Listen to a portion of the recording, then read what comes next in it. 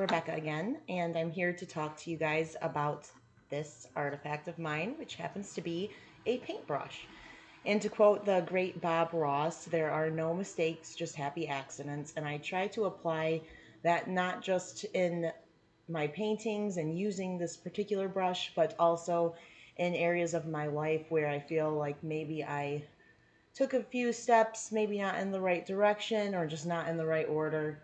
And I've come to realize that that is what has really painted who I am as a person. So, this brush was my grandfather's. He actually self taught himself to paint when he was probably about in his 50s, just retired, learned to play piano, and thought, if Bob Ross can do it, then I guess I can too. So, I have quite a few of his paintings and one right there and one right there.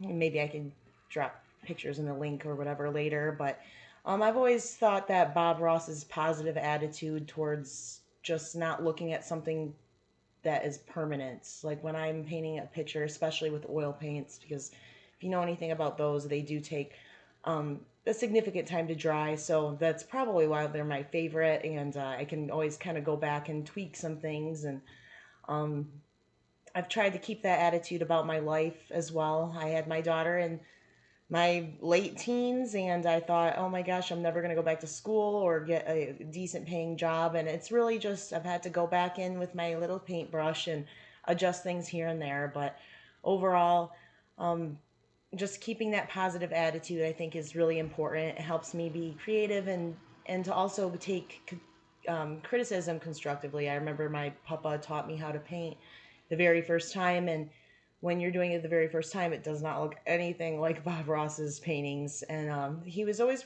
pretty gentle, but he was for sure to tell us that what we were doing was maybe not the right technique or not the right approach. And I think if you apply those principles to your everyday life, not just in using a paintbrush for what it's for, um, you can really be successful and move towards a positive direction. I think just like in painting, you can be creative with your life, you can change things about it, you can portray yourself as the human being you want the rest of the world to see you as. And it's just always been a very special thing in my life. It doesn't probably look special to many other people, but it's got lots of different colors, and I know that lots of beautiful things were made from it.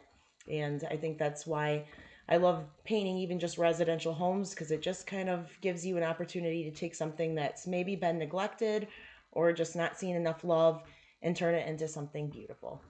Thanks, guys.